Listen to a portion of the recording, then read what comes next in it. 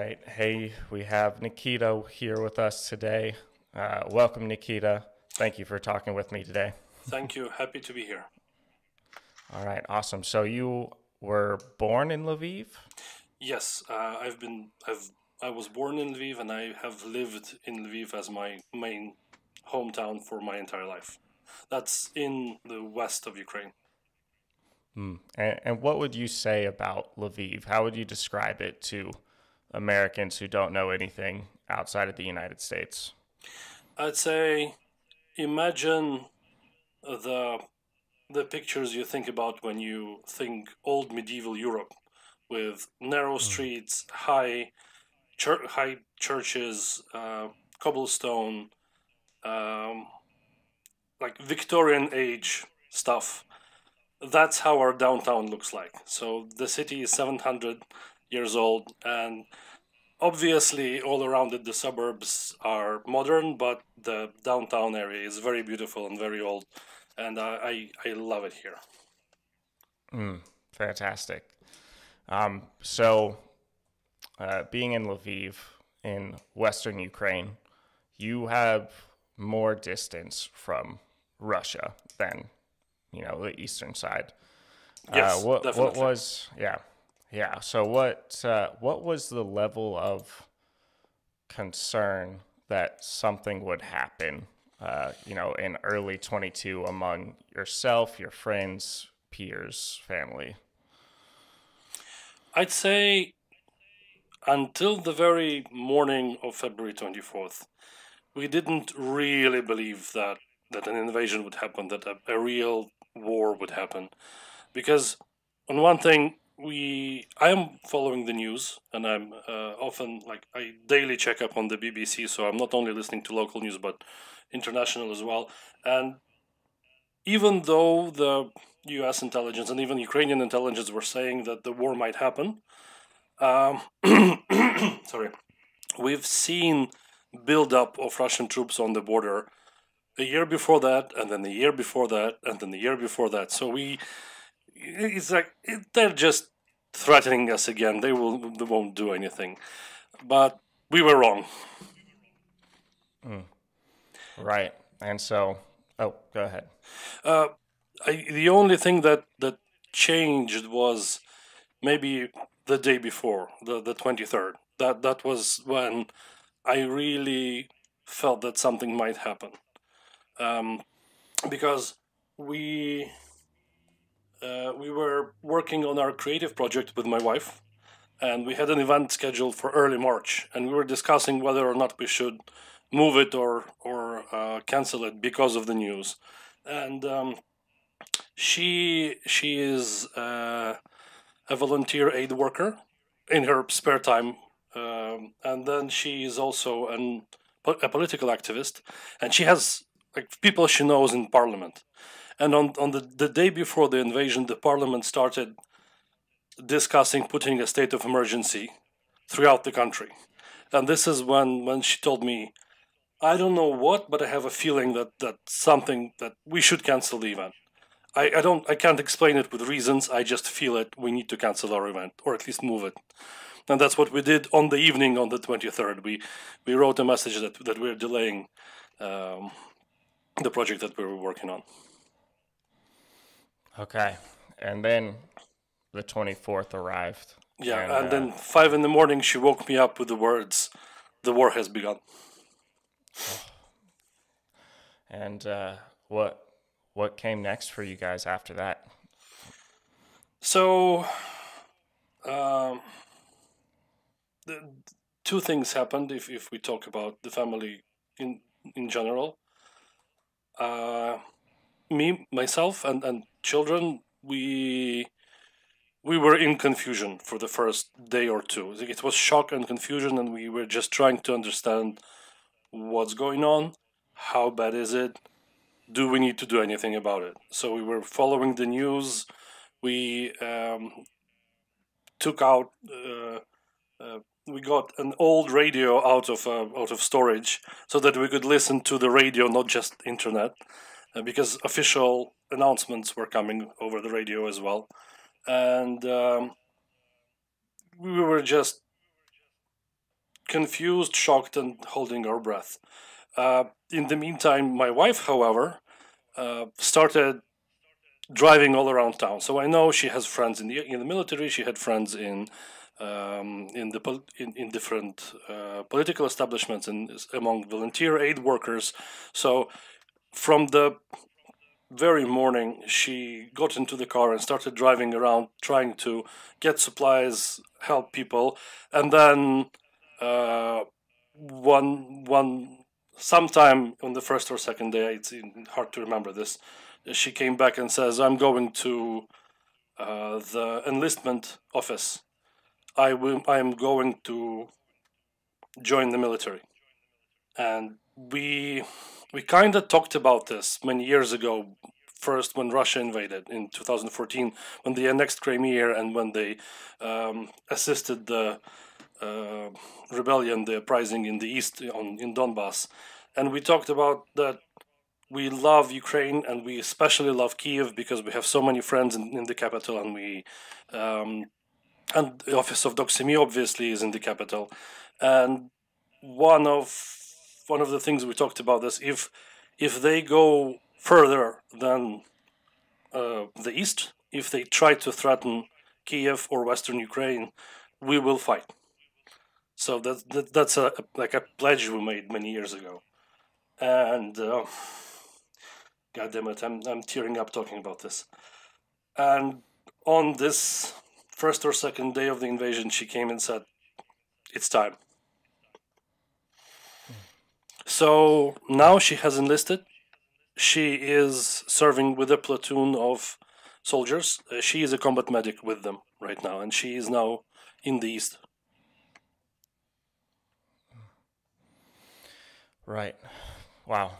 I'm sure that's very tough. And so I'll go back a little bit.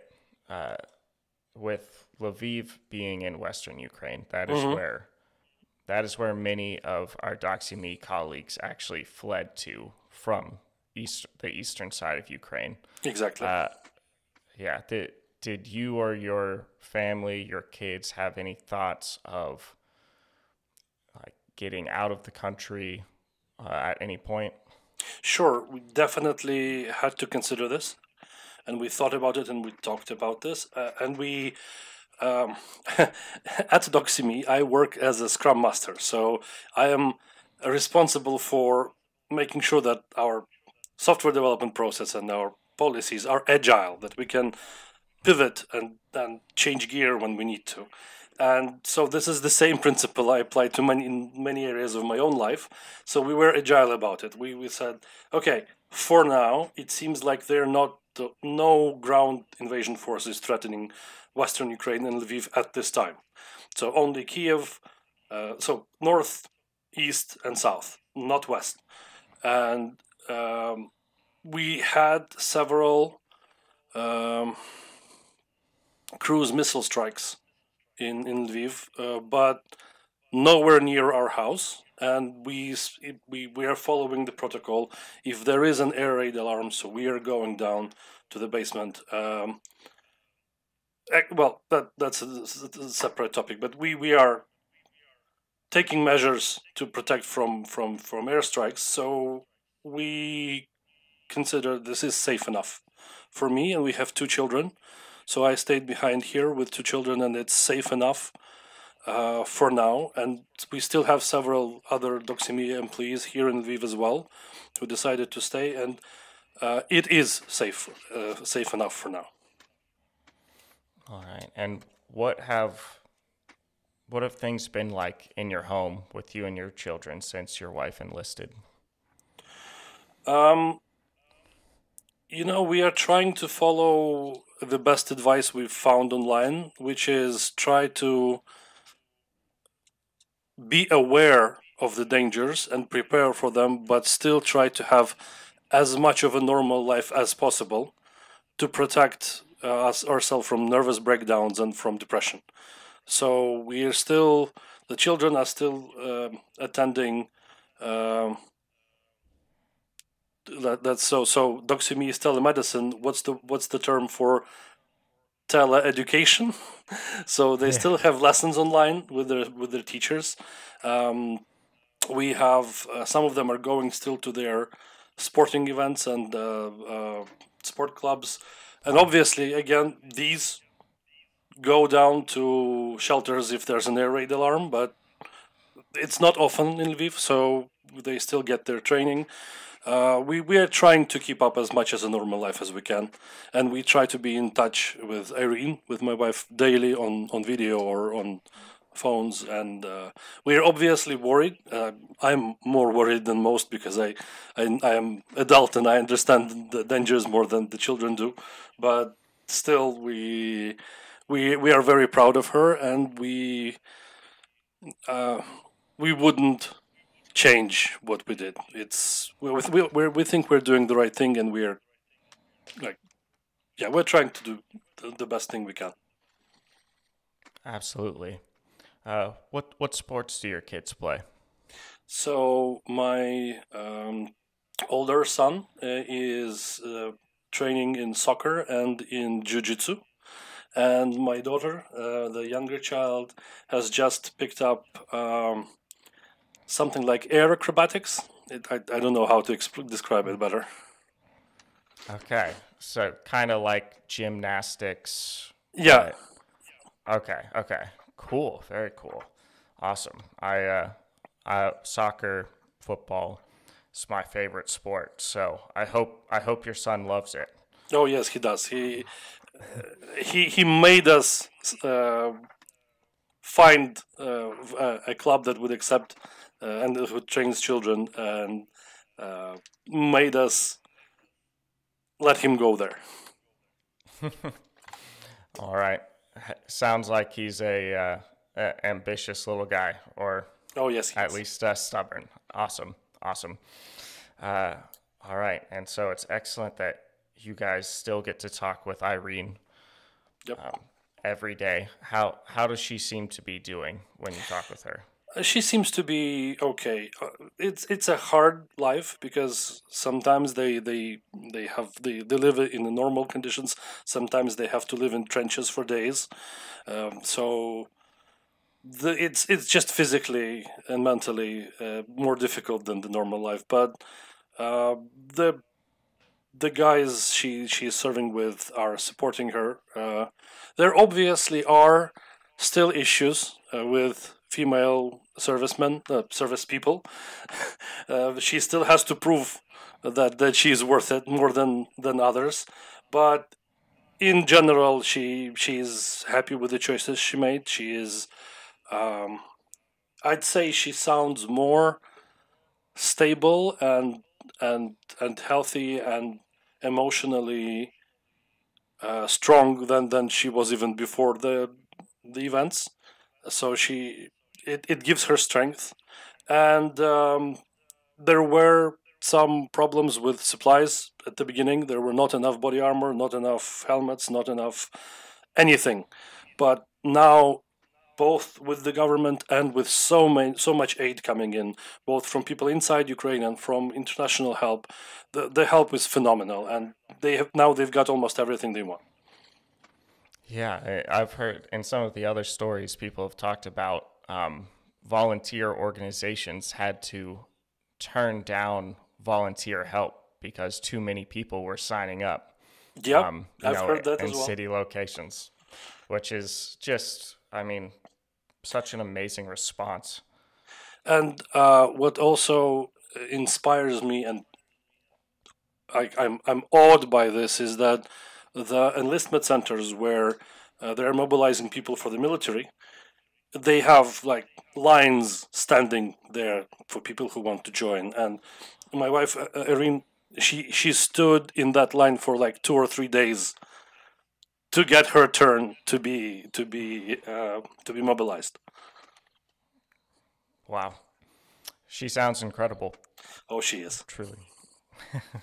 I know you know that. Um, wow. So, a few of our colleagues have talked about the strangeness of how normal life in Lviv seems. Like, I mean, your kids are playing sports restaurants are open, and they've talked about the strangeness of knowing what's going on for other people. And I imagine you see that in Zoom with your wife. Hmm. Could you describe a little bit what that feeling has been like?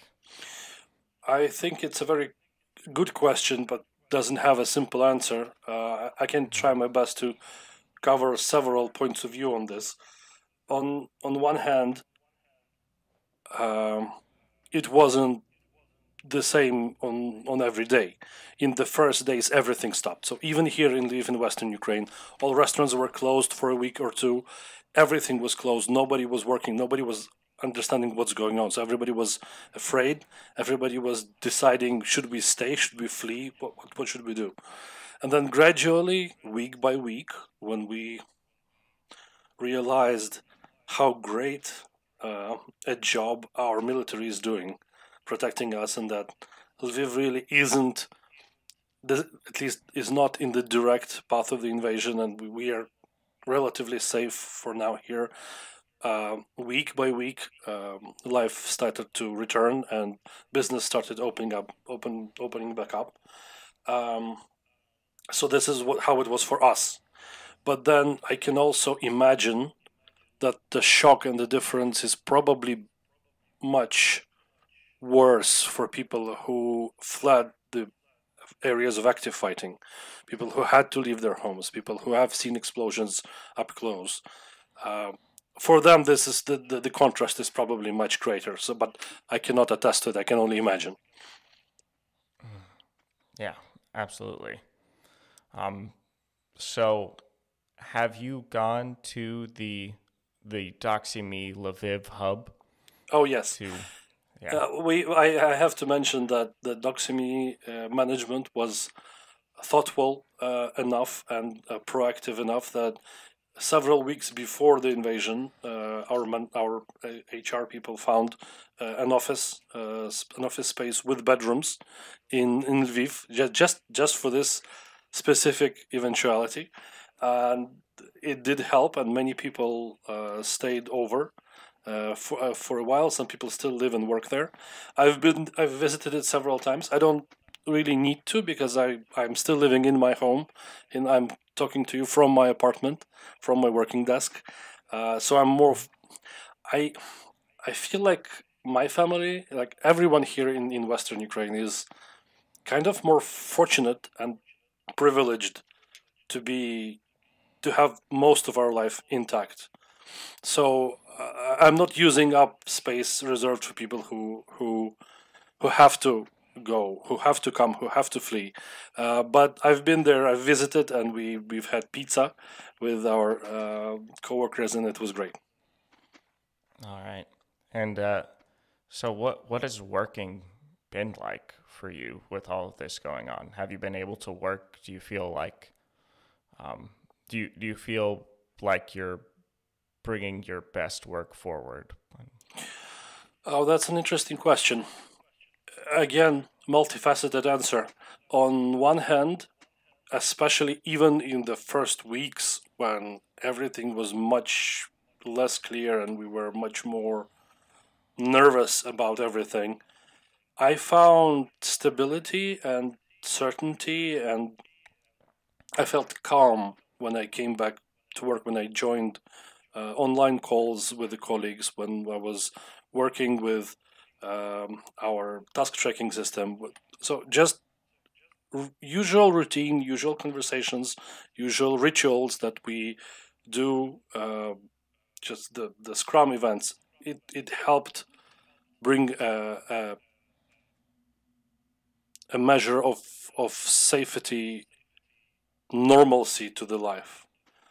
Um, on the other hand, I realize that we are not working at 100%. So I am personally not working at 100% because some of the time take is eaten up by the anxiety and reading the news. Some of the time is eaten up by air raid alarms when we have to move to a safer place. But still, we are working. We are still producing. So our software developers are producing code. We are helping to manage the work. It's ongoing, and the Doxyme platform is still improving, and new features are coming online. So even though we're not at 100%, we are adding value as much as we can. All right, and I know we appreciate that, but hopefully the healthcare professionals appreciate it too that rely on us. But I want to ask, do you have more extended family in Ukraine, and are they all safe? Yes, I have more extended family and friends. I have a lot of friends as well, all over Ukraine, mostly in Kiev, but in other cities as well. But for now, as far as I know, everyone that I count close and dear to my heart, everyone is alive and safe. That's wonderful to hear. Nikita, I'd like to open the floor to you a little bit. Is there something you'd like to add, something you'd like to say that you feel like we haven't really touched on or that our audience should know? I might. On the first thing I just wanted to mention is how great the support from the Doxyme management and other co-workers has been.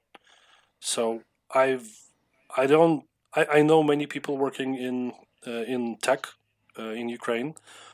Not all companies have been as helpful as Doxyme has been. We we are free, so our jobs are secure. We are free to work even more flexible hours than we were before, and if any one of us needs help with transportation, housing, anything that the people may be in need of, our co-workers and our management at Doxyme are helping, and this is just great. This is such a great atmosphere, such a great culture in the company. I think it stems from how it was founded, from the people at the top, from the culture that we've been building through the years, and it works.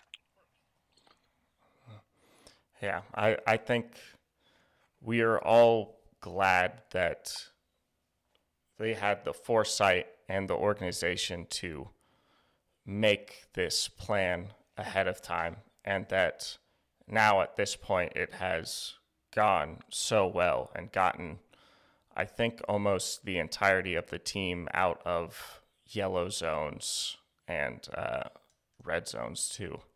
Yeah. That's wonderful. And one more thing that I might want to mention is my personal experience. This unrelated to the company, unrelated to even my family to a larger extent, is the fact that I am half Russian by blood. So my father and all of his ancestors come from Russia. And so I still consider myself Ukrainian. I do have a Ukrainian passport, and but before 2014, I really shared this view that many even Russian media are still pushing, that we are like friendly nations, very close related nations with Russia and Ukraine. And I was part of the people who actually believed that. I was proud to have Russian heritage, and the fact that I've gone to a school in Lviv in Western Ukraine, which was Russian, which had Russian speaking lessons, and we learned all the Russian culture and the great poets and the great writers and everything, and it felt so. In 2014, when Russia annexed Crimea and incited the separatist uprising in Donbass, I felt betrayed. I personally felt like my own people struck me in the back, and since then I'm not proud anymore. I'm kind of ashamed, and it's like I had to they themselves destroyed my good relationship to them, and I don't know. You may hear, at least we've heard it often, especially in 2014, but now with this invasion as well, that part of the reason for the Russian forces coming in is to protect Russian-speaking people from Ukrainian nationalists. They've done more damage than help. They've made, it's hard to pick up words. The invasion actually proved that the Ukrainian patriots were correct, that we have to fear them, that they are not friendly. And I know a lot of people who. So I've been using Russian language in my home with my parents all my life, and I use it sometimes in my home with my children as well. And I know so many people who are like that, who have either Russian heritage or they're just used to using Russian language in Ukraine. After February 24th, 2022, they are switching to Ukrainian language, and they are distancing themselves as far as they can from the Russian government and even the Russian culture, because this is not who we are. So Wow. that Wow. there you go. Yeah. Do you have family that is in Russia right now? I know I have extended family, like third cousins and so on. My parents are in contact with some of them. I personally just haven't been in contact with them for years, so it doesn't hit me so hard now. But yeah, I probably, so I know I do, but I don't know how they feel and what they know. And Right. even on the related note, I have several very close friends, childhood friends, who are now in Russia, and some of them have gotten Russian passports. And it's strange. It's a very strange experience talking to them, because they don't say anything specific. Like they can say, we are. What is happening in Ukraine is tragic. It's awful, and then they will not elaborate. They will not elaborate why. They wouldn't elaborate who is at fault or what's to be done about it. I don't know why. Either they're afraid, or they don't, or they think differently. But they are very reserved in what they tell us. Right. Yeah. Wow. Um, if you'll just give me a second, I want to think about it. You've shared a lot with me. Um,